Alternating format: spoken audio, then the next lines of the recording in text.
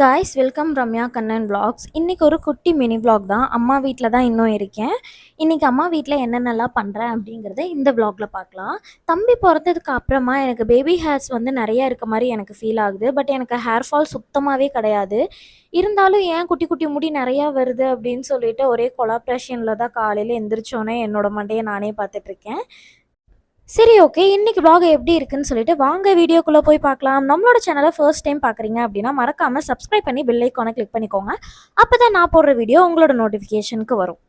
ஆக்சுவலாக கமெண்டில் வந்து ஒரு அக்கா ஷால் போட்டு வீடியோ பண்ணுங்க அப்படின்னு சொல்லியிருந்தாங்க. அதுக்காக தான் இன்றைக்கி ஃபுல்லாகவே ஷாலை போட்டுட்டு சுற்றிட்டு இருக்கேன். வாங்க வீடியோக்குள்ளே போகலாமா? மார்னிங் எல்லாருமே அவசர அவசரமாக வேலைக்கு கிளம்பிட்டு இருந்தாங்க. நானும் குட்டி தம்பியும் மட்டும்தான் கடைசியாக வீட்டில் மிஞ்சுவோம். அப்பா வந்து எப்போவுமே நம்ம வீட்டில் வந்து சாப்பாடு செய்கிறது எல்லாமே அப்பா தான். அவர் டிஃபனுக்கு வந்து தம்பிக்கு போட்டுட்ருந்தாங்க. இவன் தான் பெரிய தம்பி. ஆக்சுவலாக நிறைய பேர் கேட்டிருந்தீங்க அக்கா மேரேஜுன்னு சொன்னதில். எனக்கு 2 பிரதர்ஸ் தான் இருக்காங்க. அது வந்து கசின் சிஸ்டர் மேரேஜு. அதில் தான் அக்கான்னு சொல்லியிருப்பேன். எங்க வீட்ல தம்பிங்க 2 பேத்துக்குமே எப்பவுமே இந்த ஒரு ஜூஸ் வந்து ப்ரிப்பேர் பண்ணிருவாங்க. நான் எப்ப இங்க இருந்தாலும் குட்டி தம்பிக்கும் வந்து இத குடுத்துருவாங்க. அவனும் குடிச்சுப்பான். இதெல்லாம் எப்படி பண்றாங்க அப்படின்னு சொல்லிட்டு உங்களுக்கு வீடியோல காட்டுறேன் பாருங்க. இப்ப பெரிய தம்பி வந்து இவன் தான் வந்து பெரியவன். ஆக்சுவலா அவன் வந்து ரொம்பவே ஷை டைப்பு. சின்னவன் கூட எல்லாத்துக்கிட்டயும் பேசுவான். பெரியவன் வந்து யார்கிட்டயுமே பேச மாட்டான்.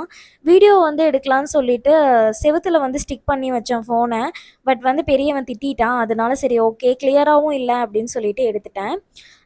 ஃபஸ்ட்டு வந்து பேரிச்சம்பழம் தான் வந்து அதில் இருக்கும். அதில் வந்து கொட்டையை எடுத்துட்டு பாதாம், முந்திரி, திராட்சை, கருப்பு திராட்சை இதெல்லாமே போட்டிருப்பாங்க. இது எல்லாத்தையுமே வந்து மைய அரைச்சி அதில் வந்து வாழைப்பழம் செவ்வாழை தான் எப்போவுமே போடுவாங்க. அது வந்து காயாக தான் இருந்தது.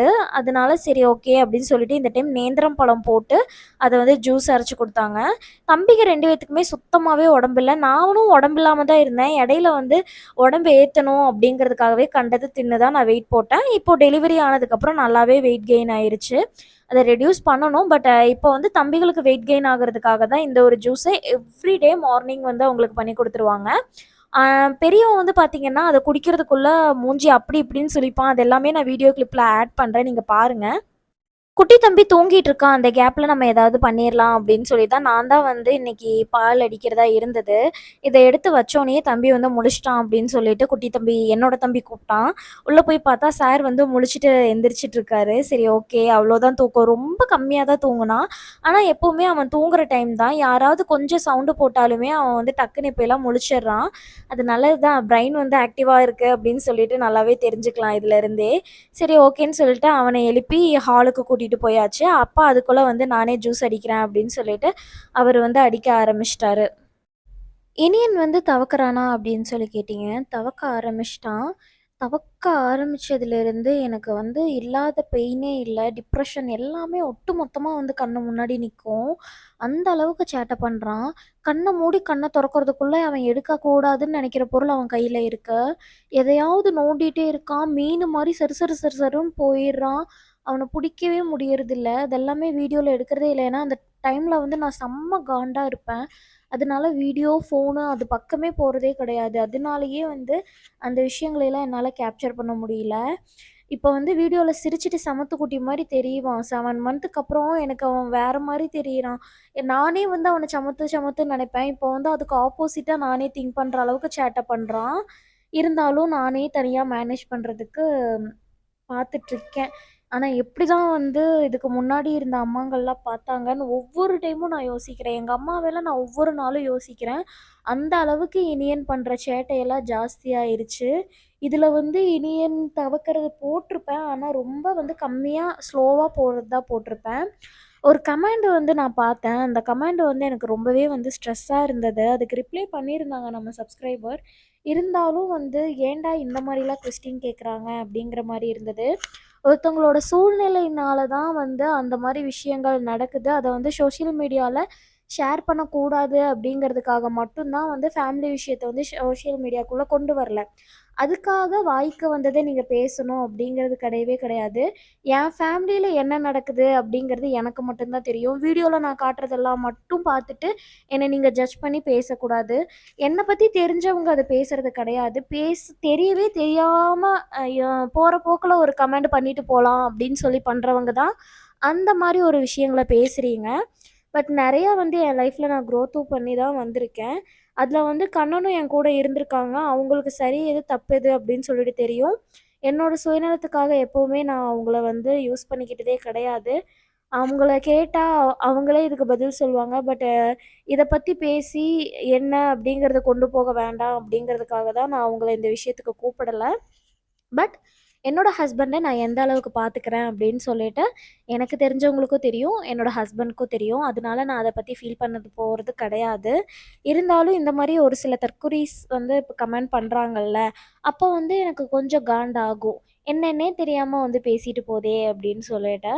பட் அத இக்னோர் பண்ணிரலாம். இருந்தாலும் ஏன் சொல்றேன் அப்டின்னா, இத வச்சு மறுபடியும் நெறைய கமெண்ட்ஸ் வர வேண்டாம் அப்டின்னு சொல்லி எதிர்பார்க்குறேன். அப்படியே வந்தாலும் சப்போர்ட் பண்ற விதத்தில நீங்க கொஞ்சம் சப்போர்ட் பண்ணி பேசுவீங்க அப்டின்னு சொல்லிட்டு தான் இந்த கமெண்ட்ட நான் இதில போட்டிருக்கேன். இன்னைக்கு வந்து பனானா வந்து ரெட் பனானா இல்ல. அதனால அப்பா வந்து நேந்திரம் பழம் போட்டு அடிச்சாங்க. எப்பவுமே ரெட் பனானா போட்டு தான் அடிப்பாங்க. ஆ தென் இத வந்து இனியனுக்கும் நான் வந்து எங்க வீட்டுக்கு போம்போதெல்லாம் நான் குடுப்பேன். ஆ அது வந்து குழந்தைகளுக்கு இப்ப இருந்தே குடுக்கலாமா? அப்படின்னு சொல்லி கேட்டீங்க அப்படின்னா, ஸ்டார்ட்டிங் 6 மந்த்ல இருந்தே நீங்க வந்து நட்ஸ் எல்லாமே ஆட் பண்ணிக்கலாம் அப்படின்னு சொல்லிட்டு, இப்ப இருக்க டாக்டர்ஸ் எல்லாமே சொல்லிட்டாங்க. நான் வந்து எல்லா ஃபுட்டுமே டாக்டர் கிட்ட கேட்டு தான் குடுக்குறேனா அப்படின்னு கேட்டா கிடையவே கிடையாது. நானா என்னோட மைண்ட் செட்டுக்கு தம்பிக்கு இது குடுக்கலான்னு தோணுச்சு அப்படின்னா நான் குடுப்பேன். அது வந்து தம்பிக்கு வந்து செட் ஆகல அப்படின்னு சொல்லவே முடியாது. எல்லாமே தம்பிக்கு செட் ஆகுது. நம்ம குடுக்குற அளவ பொறுத்து தான். அவன் சாப்பிடுற அளவுக்கு தான் நான் குடுப்பேன். ரொம்ப எக்ஸ்ட்ராவா திணிக்கலாம் மாட்டேன். இதில வந்து மேக்ஸிமம் ஒரு 5 ஸ்பூன் அவன் சாப்பிடுவான். அவ்வளோதான். அதுக்கு மேலேலாம் அவன் சாப்பிட மாட்டான். இனியனுக்கு நான்வெஜ் ஐட்டம்ஸ்ல வந்து நான் மீனு குடுக்க ஆரம்பிச்சுட்டேன். முட்டை, சிக்கன் இது எல்லாமே குடுக்க ஆரம்பிச்சுட்டேன். மட்டன் இதுவரைக்கும் குடுக்கல. இது எல்லாமே ரெகுலரா வீக்லி வீக்லி வந்து நான் குடுக்குறேன். ஆ இப்ப இருந்தே வந்து ஸ்டார்ட் பண்ணா அவனுக்கு வந்து அது பழகிரும் அப்படின்னு சொல்லிட்டு தான். அதே மாரி அவன் சாப்பிடுற விஷயத்துல வந்து ஈஸியா சாப்பிட்டுக்கிறான், வீடியோல காட்டுறேன் அப்டின்லாம் நெனச்சுக்காதீங்க. அவன சாப்பிட வைக்கிறதுக்குள்ள நான் ஒரு போராட்டமே பண்ண வேண்டியது இருக்கும். அந்த அளவுக்கு கஷ்டமா இருக்கு அவன சாப்பிட வைக்கிறது. ஃபர்ஸ்ட்டு ஒரு 2 வாய் வந்து சமத்தா வாங்கிக்கிறான். அதுக்கப்புறம் அவனுக்கு குடுக்குறது ஒரு போராட்டமா தான் இருக்கும். ஒரு போரே நடந்து முடிஞ்ச மாரி இருக்கும். அந்த அளவுக்கு நான் அவன்கிட்ட ஃபைட் பண்ணுவேன். பட் அவன பொறுத்தவரைக்கும் அவன் வயிறு ஃபில் ஆயிருச்சுன்னு சொல்லிட்டு அழ ஆரம்பிச்சுருவான். அழுதாலும் பரவாயில்லன்னு சொல்லிட்டு நான் அவனுக்கு ஃபீட் பண்ணிட்டு தான் இருக்கேன். அதாவது சாலிட் குடுத்துட்டு தான் இருக்கேன். ஏன்னா, அப்பதான் வந்து கொஞ்சமாவது வெயிட் கெயின் ஆகும். இப்ப வந்து வெயிட் மெயின்டெயின் தான் ஆகுதே ஒழிய, கெயின் ஆகல. அவன் எப்ப 6 மந்த்ஸ் ஸ்டார்ட்டிங்ல வந்து 7.53யோ என்னமோ இருந்தான். இப்பவும் அதே தான் இருக்கான். அது மெயின்டெயின் தான் ஆகுது. 7.5 கிலோக்கு மேல கொஞ்சம் கூட ஏறல, இறங்கல. சரி ஓகே. இதுக்கு கீழ இறங்காம பார்த்துக்கலாம் அப்படின்னு சொல்லி தான் நான் அவனுக்கு அப்படியே மெயின்டெயின் பண்ணிட்டுருக்கேன். அதே மாரி வெயிட்ட பத்தி நெறைய பேர் வந்து ஃபீல் பண்றீங்க. 1 இயர் வரைக்குமே வந்து பேபீஸ்க்கு 8 கிலோ தான் வந்து மார்ஜினே. அதனால நீங்க அத பத்தி வெரி பண்ணாம பேபி ஆக்டிவா இருக்காங்களா? அப்படிங்கிறத மட்டும் பாருங்க. நீங்க சாலிட் ஸ்டார்ட் பண்றது ஸ்டார்ட் பண்ணிக்கோங்க. அவ்வளோதான் சொல்ல முடியும். வெயிட்ட பத்தி இதுக்கப்புறம் நீங்க ஃபீல் பண்ணணுங்கிற அவசியமே இல்ல. நான் வந்து வெயிட்ட ஏன் சொல்றேன்னா, நீங்க கேட்கறனால தான் சொல்றேனே தவிர்த்து நான் வெயிட்ட பத்தி ஃபீல் பண்ணவே கிடையாது. இனி எனக்கு ஹெல்தியா இருக்கணும் அப்படிங்கிறது மட்டும் தான் என்னோட தாட். இப்ப 7 மந்த்ல நான் வந்து அவனுக்கு ரசம் சாதம், பீட்ரூட், கேரட் சாதம், சாம்பார் சாதம், நான் என்ன குழம்பு வீட்ல இருக்கோ அந்த குழம்பெல்லாம் ஊத்தி ஊத்தி குடுத்துர்றது. அவன் வந்து காரம் தான் விரும்பி சாப்பிடுறான். அதனால நான் வந்து அவனுக்கு ஃபுட்ல வந்து காரத்த ஆட் பண்ணி தான் குடுக்குறேன். இப்பவே வந்து ஸ்டார்ட் பண்ணிட்டீங்களான்னு கேட்டா, என்ன பொறுத்தவரைக்கும் என் பையன் எத சாப்பிடுறானோ அத குடுக்கணும். அது மட்டும் தான் என்னோட மைண்ட்ல இருக்கு. அதனால நான் அவனுக்கு புடிச்சத மட்டும் தான் குடுத்துட்டுருக்கேன். வீடியோஸ் நான் போட்டேன் அப்படின்னா, இப்ப இத குடுக்கக்கூடாது, அப்ப அத குடுக்கக்கூடாதுன்னு நெறைய கமெண்ட் வரும். அது இன்னும் எனக்கு இரிட்டேட் ஆகும். அந்த ஒரு ரீசன்னால நான் அத அவாய்ட் பண்ணிட்டேன் வீடியோஸ் போடுறதையே. இப்பவும் சொல்றேன், தனியா மெசேஜ் பண்றவங்களுக்கு நான் என்னென்ன ஃபுட் குடுக்குறேன் அப்படிங்கிறத நான் சொல்லிட்டு தான் இருக்கேன். அதையும் தாண்டி நான் வீடியோஸ் போடணும்னு சொல்லி எக்ஸ்பெக்ட் பண்றீங்க. எனக்கு அந்த எக்ஸ்பெக்டேஷன் வந்து ஃபுல்ஃபில் ஆக மாட்டேது. வேண்டாம், வேண்டாம், வேண்டான்னு மட்டும் தான் தோணுது. அதனால மட்டும் தான் நான் வீடியோ போடாம இருக்கேன். ஏன்னா, ஒரு 4 கமெண்ட் நான் பேடா பார்த்தாலும் எனக்கு வந்து டென்ஷன் அதிகமாகுது. ஓப்பனா சொல்லப்போனா எனக்கு போஸ்ட்பார்டம் டிப்ரஷன் இன்னும் இருக்குங்கிற மாரி தான் ஃபீல் ஆகுது. நான் ரெக்கவர் ஆகுறதுக்கு ஒரு 2 இயர்ஸ் ஆகும் அப்படின்னு எனக்கே தோணிருச்சு. அதுவும் 7 மந்த்ஸ் ஸ்டார்ட் ஆனதுக்கப்புறமா நான் என்ன பேசுறேன், என்ன பண்றேன் அப்படிங்கிறது நானே மறந்துடுறேன். அந்த அளவுக்கு எனக்கு இப்போ வந்து ப்ரெஷரா இருக்கு. வீடியோஸே சரியா எடுக்க முடியறதில்ல தம்பிய வச்சுட்டு. ஏதோ மேனேஜபிளா போயிட்டுருக்கேன் ஒவ்வொரு விஷயங்களையும் மேனேஜ் பண்ணிட்டு. இன்ஸ்டால மெசேஜ் பண்ணும்போது ஹாய்ன்னு பண்ணா கண்டிப்பா ரிப்ளை பண்ண மாட்டேன். ஏதாவது உங்களோட டவுட்ஸ வந்து அதில நீங்க வந்து சொல்லி வைங்க. அப்பதான் நான் ரிப்ளை பண்றதுக்கு கரெக்ட்டா இருக்கும். அதனால தான் சொல்றேன். ஏன்னா நெறைய கமெண்ட்ஸ் பார்க்குறேன். அது எல்லாத்துக்கும் நான் ரிப்ளை பண்ணணும். அந்த ஒரு ரீசனுக்காக சொல்றேன். நம்மளோட சேனல ஃபர்ஸ்ட் டைம் பார்க்குறீங்க அப்படின்னா, பெல் ஐகான கிளிக் பண்ணிக்கோங்க. அப்பதான் நான் போடுற வீடியோஸ் உங்களோட நோட்டிஃபிகேஷனுக்கு வரும். சப்ஸ்கிரைப் எங்க பண்ணாமயே போற நெறைய பேர் பார்த்துட்ருக்கீங்க. கொஞ்சம் இனி? சப்ஸ்கிரைப் பண்ணி சப்போர்ட் பண்ணுங்க. டாடா இனி பாய். நெக்ஸ்ட் வீடியோல பார்க்கலாம். இங்க வா, அம்மாட்ட வா.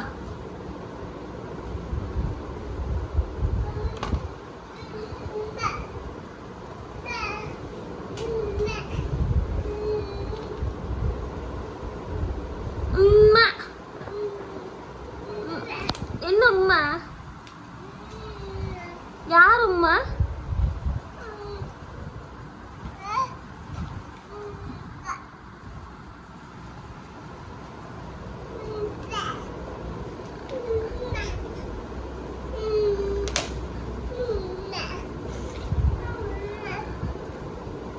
அப்பா எங்க? இனி இனி அப்பா எங்கம்மா?